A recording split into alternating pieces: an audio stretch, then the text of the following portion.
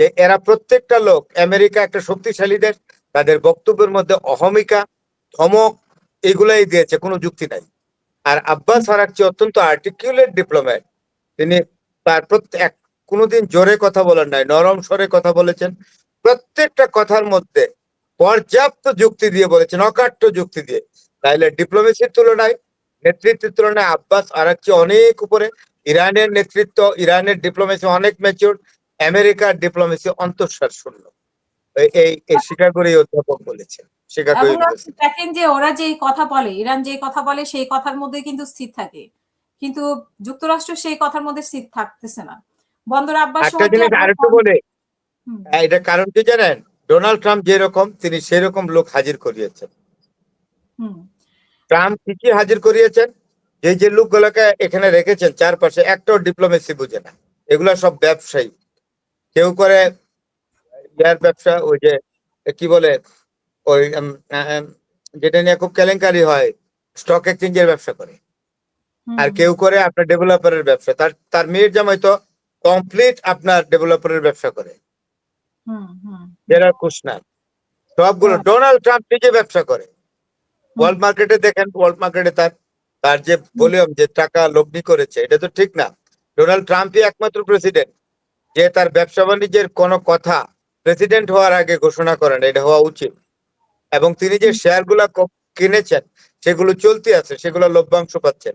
নিয়ম হলো এই, আমেরিকার অন্যান্য প্রেসিডেন্টেরও শেয়ার কেনা ছিল, কিন্তু তারা তারা নিয়ম মেনেছে।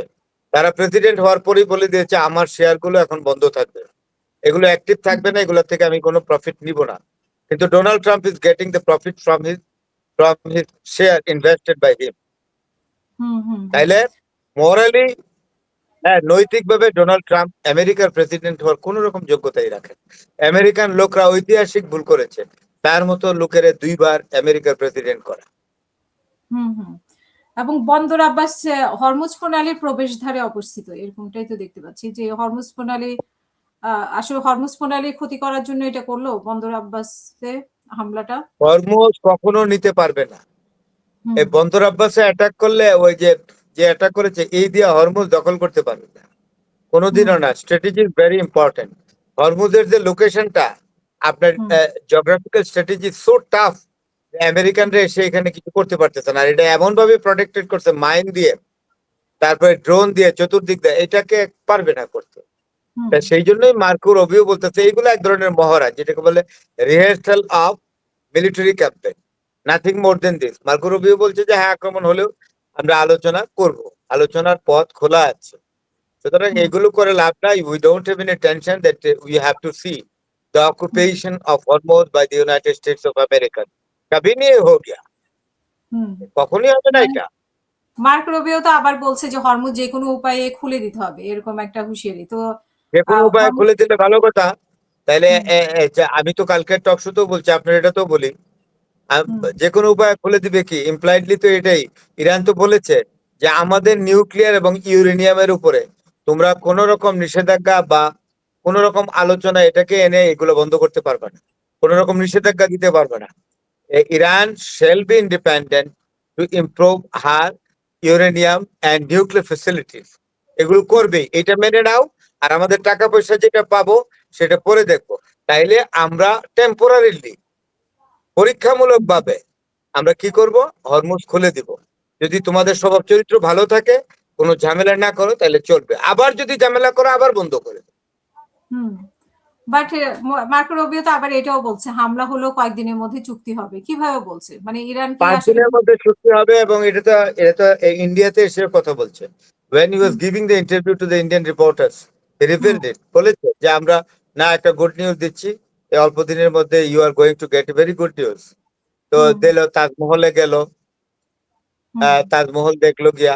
আপনারা বলছিলাম তাজমহলে তাজমহল, যে গেল, বিল্ডিং তাজমহলে বিল্ডিং বললো। ওই যে টুরিস্ট গাইড বলছে যে এটা building, is it a merely building, it is a mausoleum, পৃথিবীর সেরা সুন্দর সমাধিসৌধ। এই কথাটা বলতে ইন্ডিয়ার গাইডকে, টুরিস্ট গাইড যেন government employee, archaeological department of India appointed tourist, তার তো বলা উচিত ছিল এটা পৃথিবীর শ্রেষ্ঠ মজোলিয়াম, স্মৃতিসৌধ। এটা বানাইতে 20,000 লোকের 22 বছর সময় লাগছিল। এটা হুম তো হুম বলতে হুম হবে। এটা কি হুম বলেছে 20,000 লোকের 22 বছর পরিশ্রম, তৎকালীন সময়ে 4.5 কোটি টাকা খরচ হয়েছিল।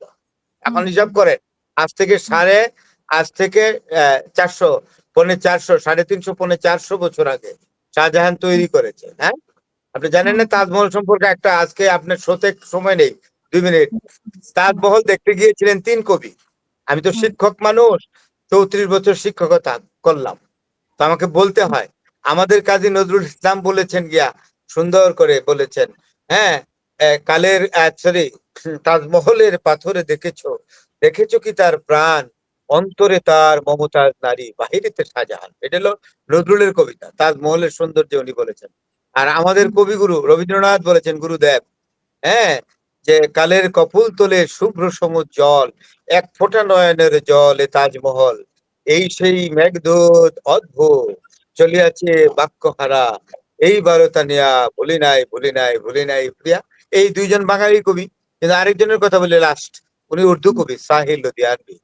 কভি হুম কভি মেরে দিল মে খায়াল আতি है যে গান লিখেছেন, উনি হুম গেছিলেন। হুম উনি হুম কাছে, উনি যে উর্দু, উর্দু তো বাড়ি হলো আপনার পাঞ্জাবে, কিন্তু উর্দুতে লেখছেন কবিতা বিখ্যাত। উনি বোধহয় ভালো করেছেন এইটা লিখে, এই হুম দুই কবির চেয়ে ভালো করে ফেলেছেন।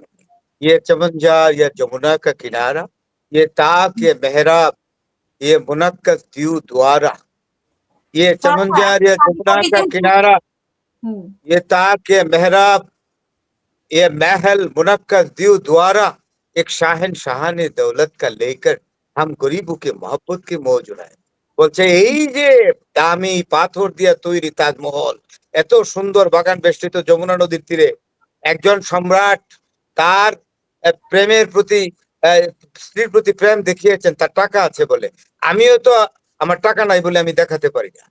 হুম হুম হুম এই তাজমহলের শ্রমিকরাও দেখাইতে পারে নাই তাদের স্ত্রীর প্রতি ভালোবাসা। তা আমার মতো হতদরিদ্র এখানে আছি কেন? আমি এখান থেকে চলে যাওয়া উচিত, বরং আগ্রার গলিপথে যেসব ছোট ছোট বাচ্চারা, অনাথ বাচ্চারা না খেয়ে ঘুমিয়ে আছে, তাদের মুখ দেখি গিয়া তাজমহল দেখে আমার কি লাভ হবে? হুম এখন বুঝছেন, এত তাজমহল নিয়ে এত কথা হইলো, আর গাইড বলতেছে it is a building, it is a building.